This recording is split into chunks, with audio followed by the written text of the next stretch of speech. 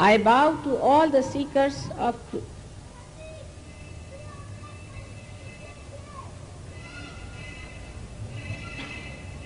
As it is today,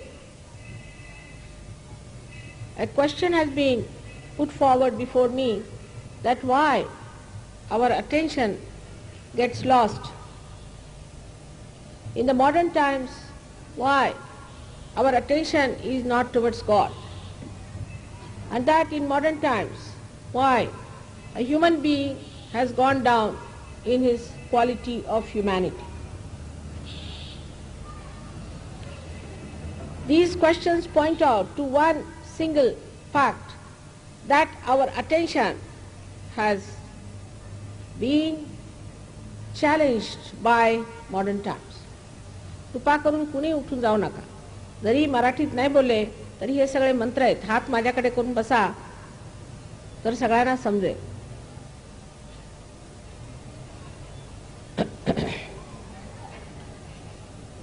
This attention has been challenged by all that we call modern today. I do not say that we have to be primitive people. In this great country of ours, India, which was Bharatvarsh, we had such a great quality of humanity, such a great quality of administration, quality of kings, queens. All that was not a myth, it was a fact that we had Rama, Krishna, the benevolent king, and a great diplomat of the divine force. But today we find all these things sound like mythical, because at what level we are, we see that as the truth, as the reality. But it is not. All this is created by human beings. How this is created and why it has happened, I would like to explain to you. When our attention was created before, in a way that we were living with very few things in this country, everyone knew that you have to have your self-realization. Nobody bothered their heads about how much wealth you are going to acquire, how many things we are going to have, except for the kings who acquired wealth for the betterment of the society, and also who acquired the power for the protection of the society. Then we became slaves of two cultures, one the Islamic, another the British culture, the English culture. And I think the real downfall came when this English culture came upon us, because though they were Muslims, they believed in God. Whatever wrong they did it in the name of God, and they believed it. But the attention was not still in acquiring things. We say that Aurangzeb was a very bad king, no doubt. He killed so many Hindus because he believed that Islam is the only religion. That was his stupidity, I should say. He was ignorant. He was so violent. But he himself was an extremely frugal person. He used to make his own caps, sell them in the market, and live on that. And he would not touch any money of the public. But then the English, when they started ruling in this country, this language English came upon us as not a blessing but a curse, I think. Because the whole literature is full with ideas which are contrary to the culture of God, contrary to the culture of Christ. They believe that Christ was born in England. Many Christians still believe that you become a Sahab when you become Christians. This culture of the English, which was forced on us, this language which was forced on us, gave us absolutely a different direction which we should not have accepted. But as it is, we were 300 years already in the slavery, people had to accept it blindfolded. Sri Krishna has clearly said that the awareness grows downward, while the roots are in the brain of a person. And the awareness which is growing downwards forms the tree. And this Western culture is the one which makes you grow downwards towards materialism, whether it is communism or it is socialism or democracy. That makes no difference. The whole thing is that you have to attend to the material side. So the first object of the Western culture or the Western science was first to capture the matter, the 5 elements, in such a way that it can be used for the comfort of human beings, for the physical comfort of human beings. But as the culture is just to move forward without any control over yourself, like a kite flying in the air without having any control of a finger on it, the whole thing drifted into various directions and various fields where it got lost. When we pay attention to something, if the attention is pure, it will purify the matter and will come back to us as a pure attention. But when the attention is filled with these ideas that you have to use all the matter for your comfort, then it gets lost in the matter. It gets involved in the matter. It gets spoiled in the matter. And then what comes back to us is the thought how to possess it. To possess the matter, to use the matter, to sit on top of the matter was the first mistake.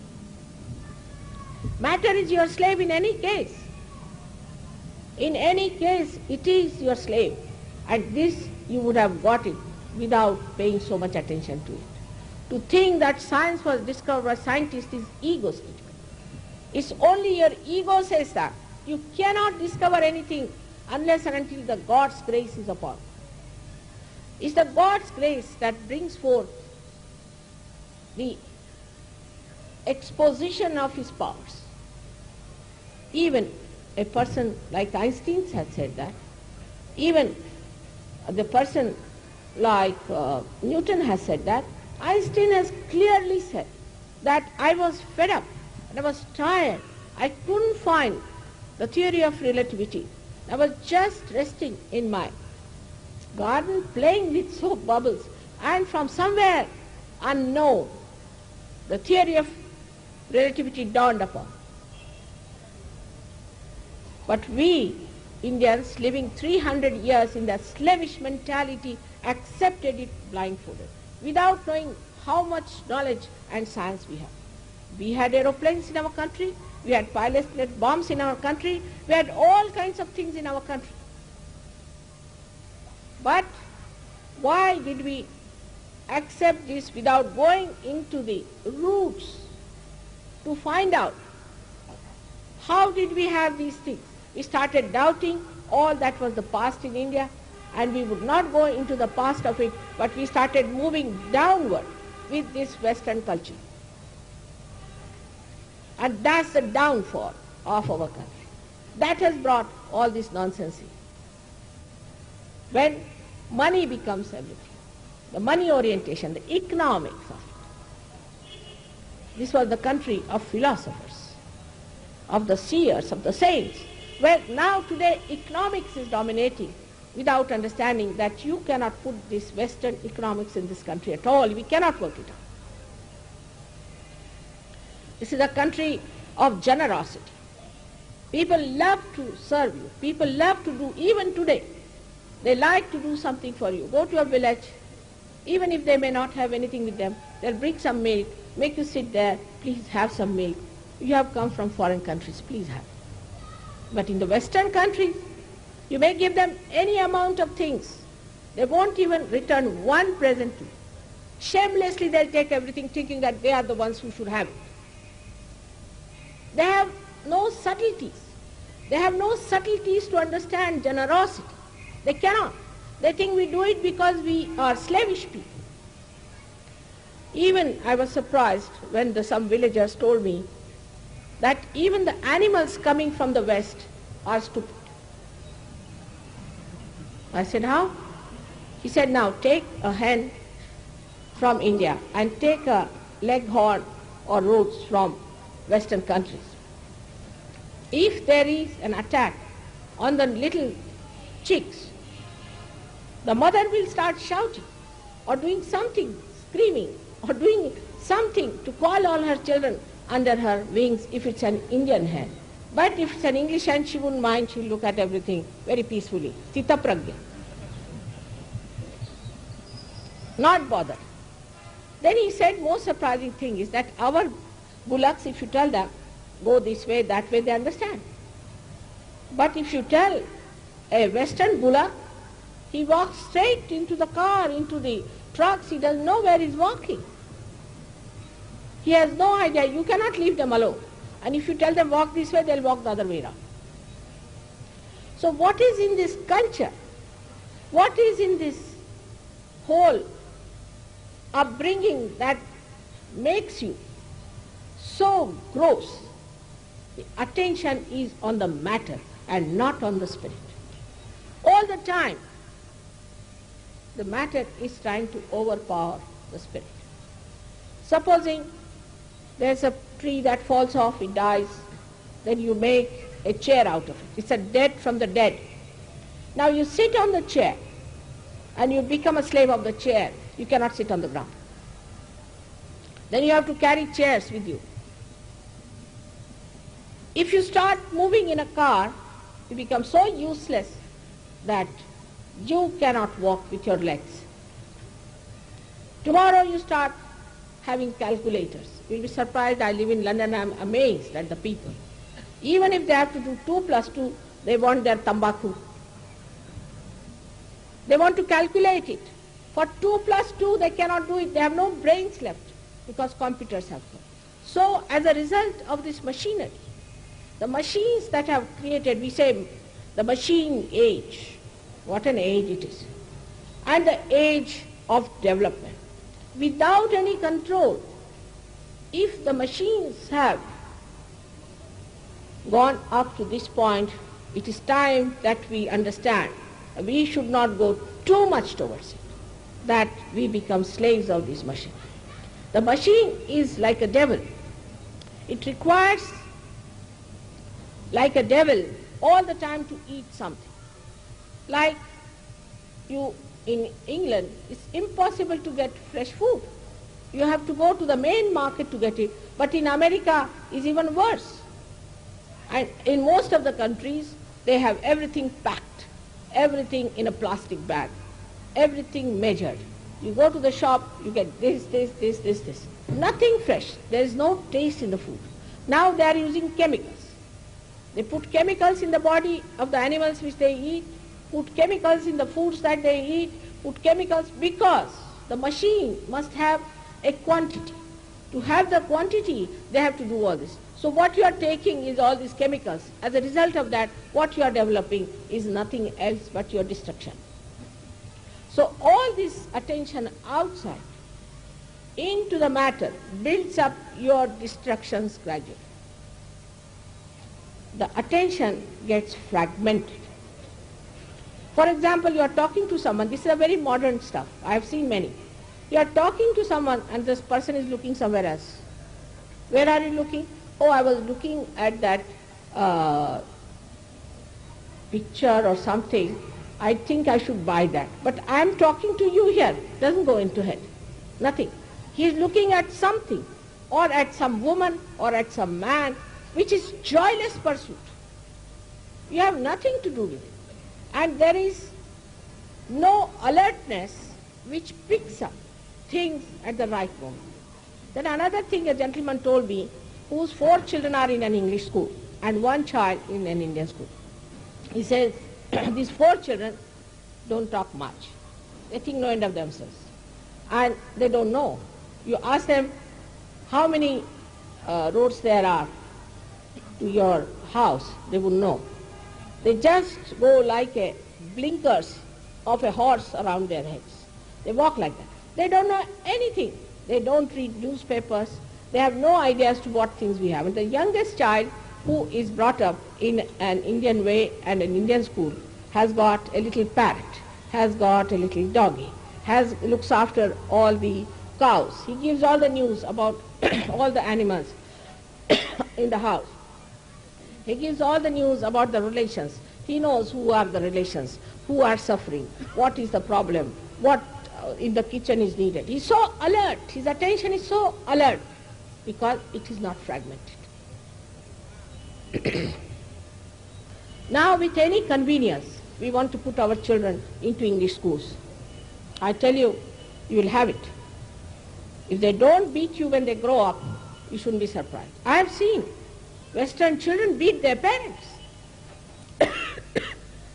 They answer them back. It was a day when the children of a good family would always address their parents as sir or mother as a madam.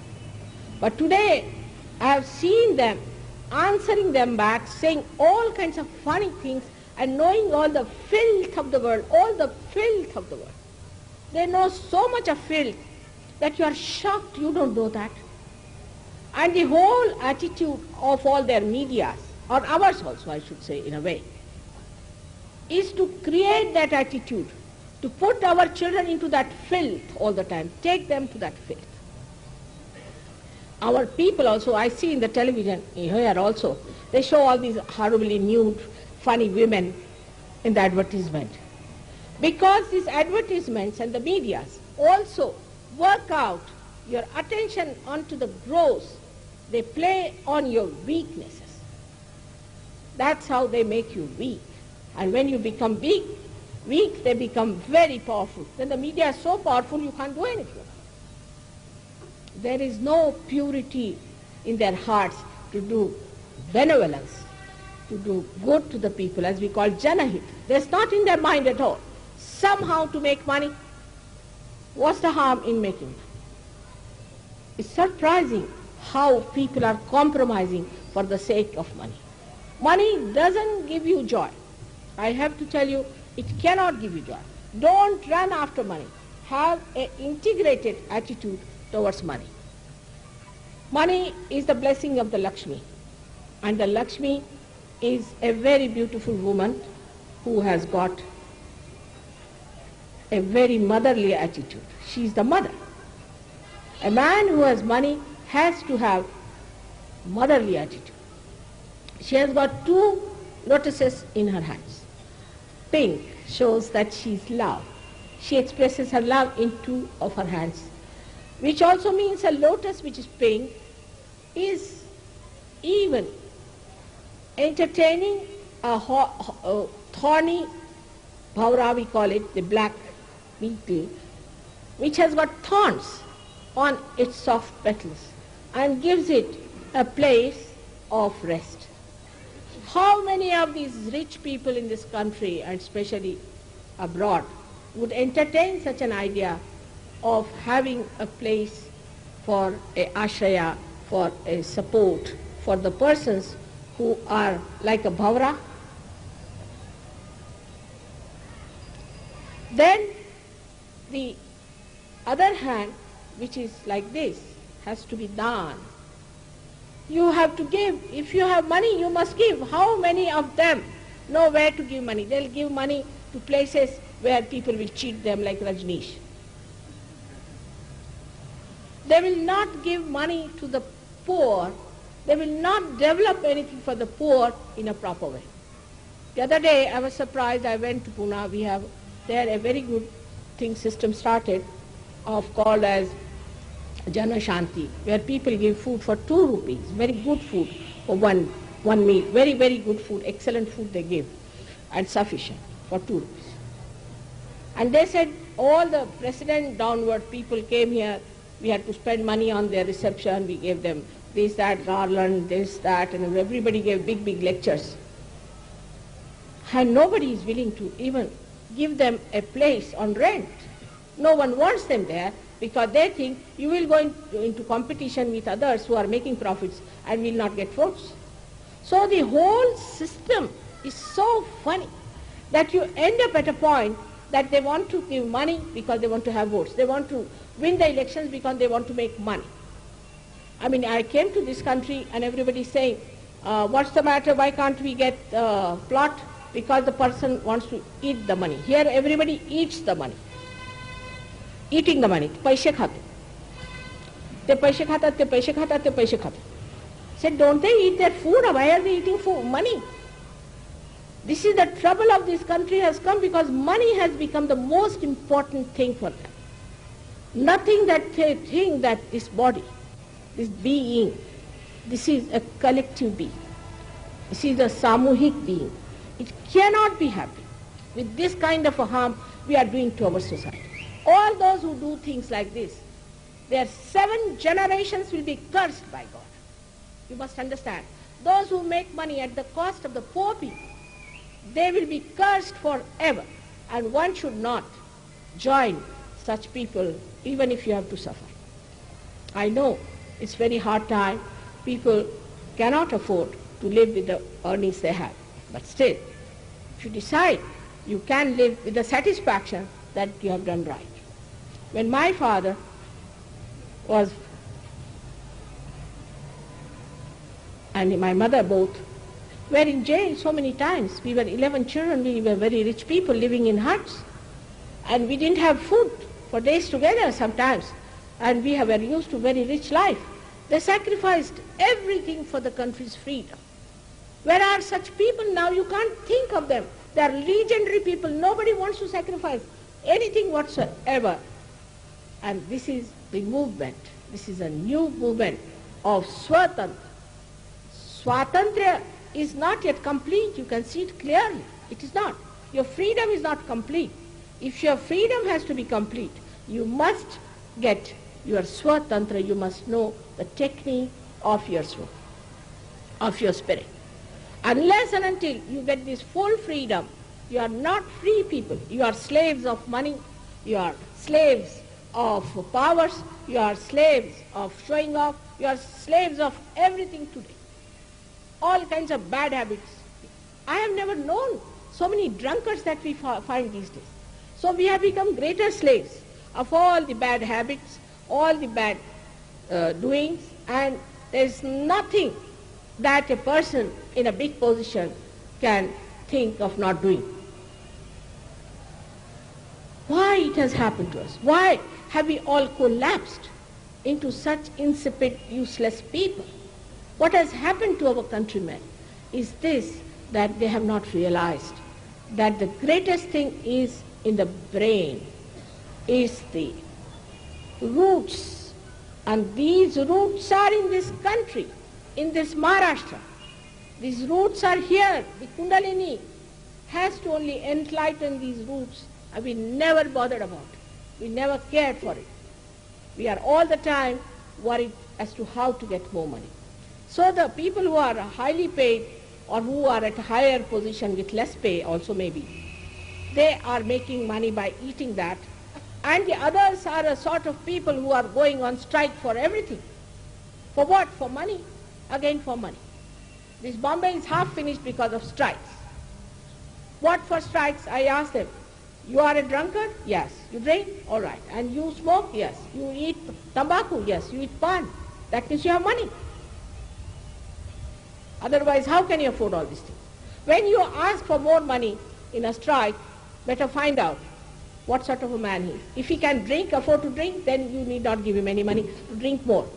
Any mother who sees her son is drinking will never give him any money because he will be drinking with that money. What else is he going to do? What good is he going to do with that? So what happens that this attention, when it starts moving towards money, we become so blind that we do not see why are we asking for money. What is the need for money? I am not for these capitalists at all. I know how horrid they are. But what I am saying that, why break the machinery like this? Now, whatever you may do, whatever you may tell them, that finish this striking and enjoy yourself now for the God's sake. We have really poor people in the villages, not in Bombay. In Bombay we don't have poor people. They can go to cinema, they can do all kinds of things. How can they be poor? But they have time, and they have more time. That's why they get entered into such things. And they are going to finish up this Mumbai of yours very soon, if you allow these people to go on strike. It's stupidity, absolute stupidity, and it comes from the Western people, not from Gandhiji. Gandhiji didn't tell you to fight for money, did he? He asked you to fight for Swatantra. And today, if he was living, he would have talked about Sahaja Yoga, I'm sure of that. But the problem that exists with us is that we don't want to see that this machinery is now shaking. We have to have another system, a parallel system, that will crush this stupid machinery which is taking us downward and downward and downward. A girl must have 10 types of saris, 10 types of clothes she must wear, like a Kashmiri girl, she must wear like a Punjabi girl, she must wear like an English girl. What is the need? I mean, we are rich people, I should be very rich. We used to have at least 2 saris and one for Thevni, as they call it, one for some special occasions. And we lived well, we educated well, where attention was learning and attention was towards God. But the attention, when it gets lost, it fritters away. It gets lost, it gets fragmented, there's no continuity in it. It fritters away, and a person becomes a superficial person, extremely superficial. He cannot go deep. How can he feel his spirit? The superficiality makes you absolutely a person who has sort of a crust and nothing inside. Absolutely what we call the hollowness, kokla, completely hollow. If you just break that man, you find out he is not a man of character, he is not a man to be depended upon, he is not a man who talks good of others, he will try to pull each other. This is what happens to your attention, and you become extremely, extremely low-level human being. You'll be surprised, I went to 4 villages before coming here, and the people who were there were 5 times more than Bombay people. They came, they didn't have cars, nothing, they didn't have buses. They came walking, they came on bullock carts, and such a big crowd. And all of them got realization, because thank God they don't know English language. And these nonsensical ideas that we have got from the Western culture. We are not to compete with them. They have to compete with us. They have nothing to offer. You have to stick on to your idea. But instead of that, we have learned all the bad things and all the bad traditions, like taking dowry, torturing our women, and doing all these things which do not at all look civil. In that we are not modern. In that we are not modern. In that we are very, very primitive. But it was never so before. Nobody used to torture wives. We never knew there was a dowry system in India. Nobody knew it. It is absolutely something we cannot understand from where it came. And I discovered it came from the English only. Because they said we should be very, very balanced about our children, and we should not give only the money to the boy, the eldest brother, but we should give it to the girl also. So because, you see, the whole inheritance will go to the boys, the land will go to the boys, you must give some money. That was sensible. But we have gone to the extremes now, and all these problems are coming before us, which we call as social problems. Then we have problems which we call as emotional problems out of family problems. Now, if you want to follow them, then I would like to give you the picture how their family lives are, so that you will understand that you just stop having all those ideas into your heads. The family picture is like this, that a husband and wife get married, so-called. Within, say, a year or so, they are divorced. Then, in one lifetime, they'll have 8 husbands and 8 wives, at least. Then they all land up in the orphanage, in old age. The children are in the orphanage, the father is in the orphanage, and the mother is also in the orphanage. All the mothers, fathers, everybody ends up in the orphanage. There is no love, there is no feeling. In England itself, I was feeling, but it is only in London. 2 children are killed by their parents. There is no compassion, there is no daya, there is no karuna in them. And that's what today happening to us also. Our children are going the same way, our parents are going the same way. So, as my mother always used to say, Laksha kute, where is your attention? Where is your attention? So you would say that, no, my attention is nowhere. Nowhere means what? Should be on God. Where is your attention? Should be on God. Deva kade laksha theva. Keep attention towards God. Where is your attention? Even when they taught music, they used to say first, think of God. Anything they did, think of God. When you think of God, you don't think of other nonsensical things, but sensible things.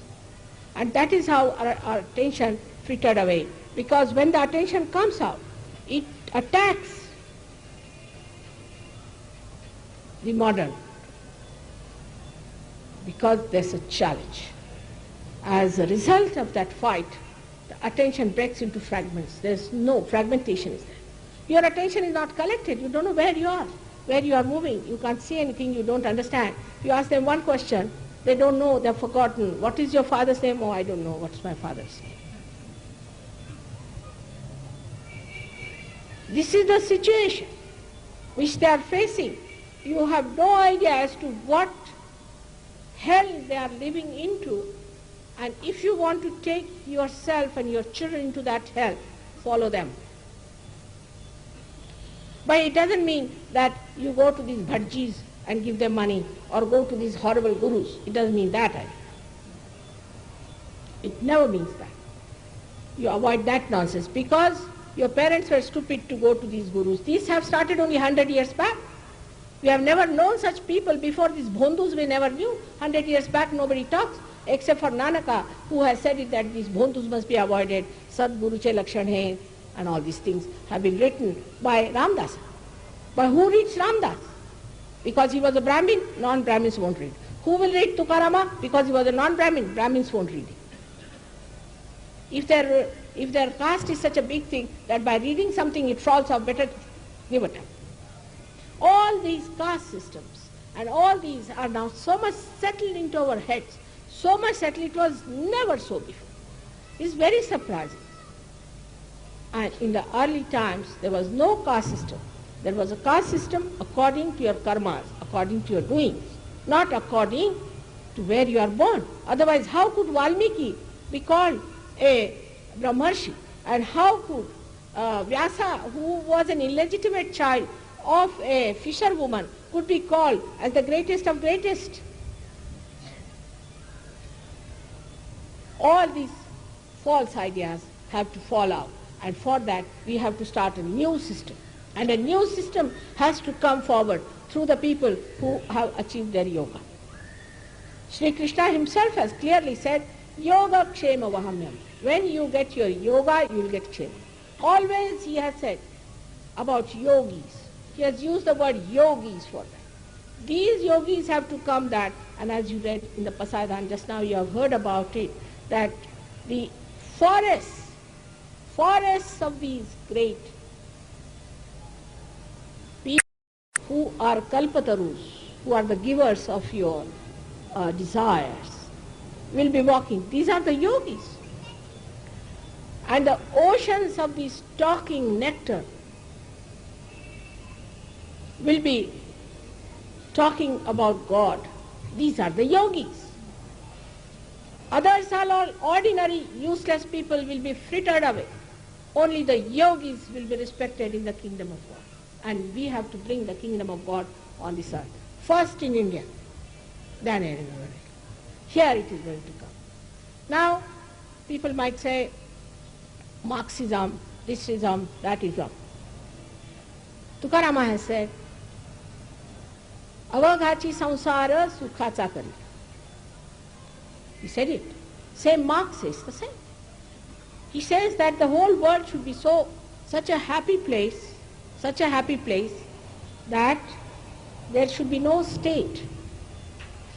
How? Nobody asked him how. He talks of evolution, how? How the evolution is going to take place. Ask him, ask all these communists. They are not becoming better people, are they? Who is becoming better? Who is getting transformed by the isms? None of them. Somebody is a disciple of this gentleman, somebody is a disciple of that gentleman, somebody is following this kind of a political theory, another following that kind of a theory is a theory. In Marathi as they say, bolacha cha bhata bolachi cha kadi. Whatever theories you have written down on your heads, are you going to get transformation with that? There has to something happen within you if you have to get to that point what Marx has said, what Tukarama has said. This parivartan, this change, this transformation has to take place, and that's only possible through the Kundalini awakening. There are people who have read about Kundalini, they come and ask me, Mother, this Kundalini that you are talking about, people say that this Kundalini can give us madness, this, that. Even they have said that sixth chapter of the Jnaneshwari should not be read at all, because it deals with Kundalini. Naturally, because they don't know anything about it. So it's better not to deal with it.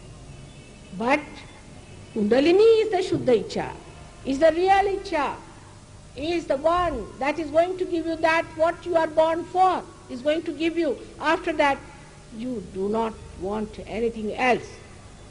It's not like the economics that you want today this, tomorrow that, and it is never satiable in general.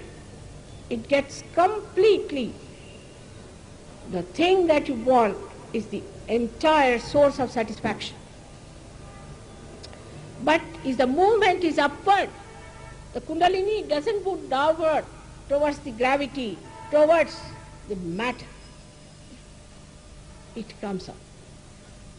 It moves upward and pierces through this fontanelle bone area, and you get your self-realization.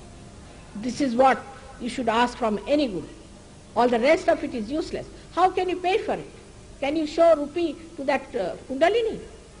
It's a living process of the living evolution which has to take place. You have to achieve the epitome of your life by this. How are you going to do it? Are you going to do it by standing on your head? Any living process like a sprouting of a seed, how do you do it? You put the seed in the Mother Earth, and she has the power, and she just sprouts it. In the same way it has to happen that it should sprout. In that same manner it should sprout spontaneously. Sahaja. Saha, with your born. This is born with you. To get this yoga is your birthright. Get it. And for Indians it's a special blessing that they get it very fast, just like their independence, without any effort, without much struggle, I should say. Others have struggled much more than us. Then you get that, you also lose it very fast. So, those people who understand Kundalini, understand the essence of everything, and they understand that all the religions are on one essence. They are the flowers of the same tree. Stupidly we are fighting here. Christ has said, those who are not against us are with us. Who are those? Christians don't want to find out. Now they are after Christ's life. Hindus don't want to know about it. There is no greatness of heart. I would say now there was a problem in Aurangabad and the people attacked. They should not have attacked, all right. But we have to understand what has happened in this one, where we have gone wrong. We should see our mistake. In a masjid, whatever it is, it's a God's place. It's a God's place. And in a masjid, if they are meditating, you should not make noise.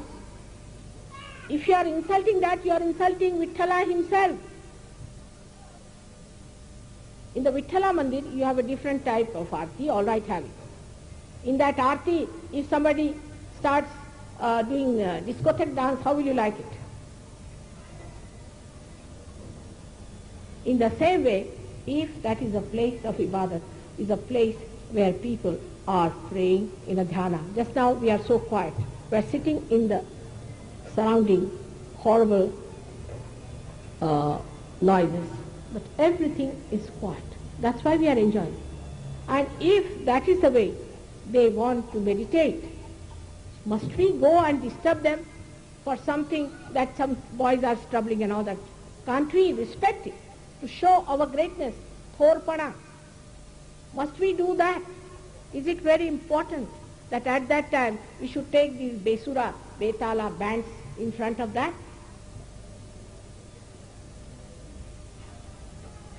Why don't we see that we also must respect whatever is God everywhere? This is the mistake we commit. In the name of religion we insult God himself.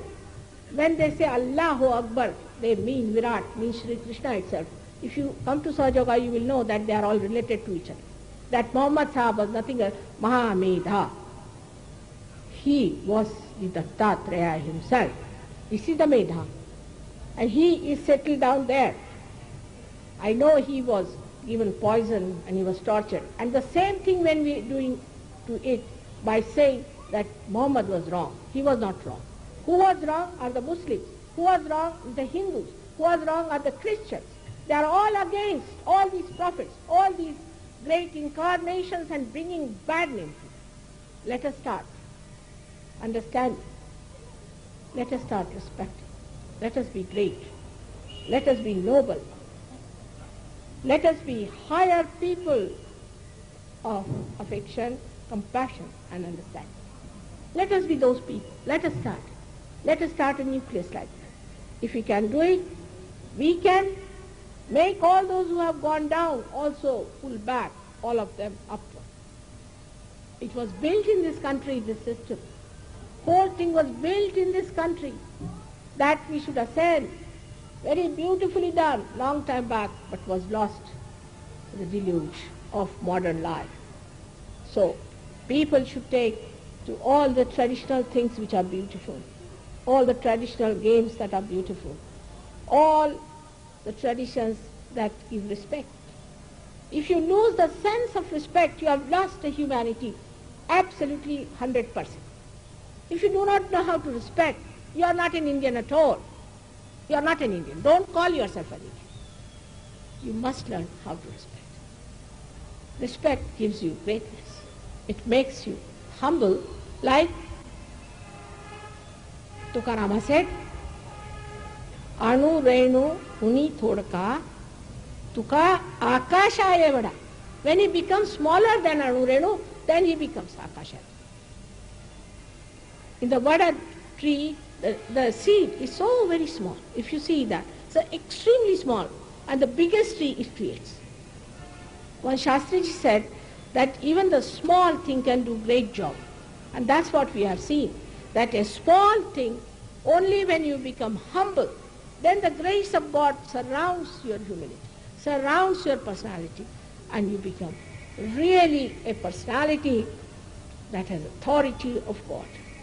That is the greatness of God. In that humility it works, it just works. After realization, the attention becomes enlightened. By that attention, only looking at people, you can raise them. Only looking at people, you can cure them. All your powers are expressed in your attention, and you don't get lost in the matter. Then you become the Bacha. Bacha is a person who doesn't mind anything. He doesn't need it. As you know, I'm born in a rich family and my in-laws are also rich, my husband is rich and all that. But I can live there, I can sleep there. I have lived in the jungles, I have lived along the rivers. I have no problem. Because why do I want anything? Nothing can dominate me. You can sleep on the stones, you can do what you like. But that's only possible when you become the yogi.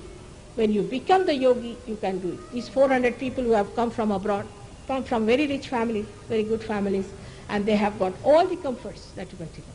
But they want to live under the sky, near the river.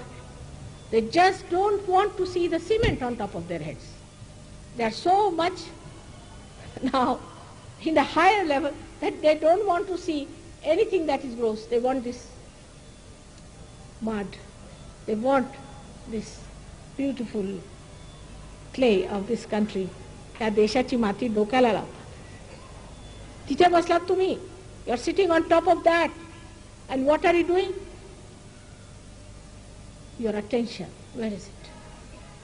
Where is your attention? You must keep your attention to God. And once that is there, you will become a yogi. And once you become the yogi, you will be in the realm of God, in the kingdom of heaven. When you will be blessed with everything, you don't have to desire. It will just, before you will not know how to contain all that God has given you, the kshema that it is. Apart from that, your attention itself will be such a powerful instrument that you can change the entire universe with that. Why, I beg of you, because you are Indians. You are born in this country because of Purva Sukrutas, because what you have done in last life. That's why you are born in this great country. But it's like those who have teeth don't have the chanas to eat, and those who don't have teeth have got the chanas. It's like that. The situation is very bad. You are the ones who can become the greatest yogis, but you do not. But the Western people who do not have any idea about holiness, about auspiciousness, nothing. They are so ignorant. They shoot off much faster than you can. So I have to make a humble request to you that do not get enamored by this attention that goes to any matter. But matter itself is made by God. So despite the fact human beings got involved into the material advancement, it is today helping us in Sahaja Yoga in a very great way. For example, this mic is important. It is also useful for carrying my vibrations. It carries vibrations. Camera shows all the light around me and shows all the kinds of forms I have. So, whatever you may try, the divine will sparkle through that matter also and will establish the existence of divinity. But if you cut out the divinity out of the matter, you will be hit hard and you will be submerged in the greater ocean of ignorance and filth. So keep divinity at your heart and then deal with matter. And then you will understand what is the use of this matter and what one has to do with it. Tomorrow in Hindi, I'll be talking about the rest of it, about the truth, because today I've talked about Chit. Tomorrow I'll be talking about the truth, Sat Chit Anand. And third day I'll be talking about Anand to you in Marathi. I hope you will sit down and meditate on what I have said. I do not want to condemn any culture as such, but I want to protect you from what has happened to that culture and where it has gone, to bring you back to your own great culture which came to us in thousands of years. Their culture is very, very, very new. It's very new, and one day they will also have the same culture as we have. But why not we short-circuit it and adjust ourselves to this great culture which is so much God-oriented, not money-oriented, ego-oriented, but God-oriented. Let us all attain that state of yogi. I hope today it will happen to all of you and that you will all get your realization. May God bless you.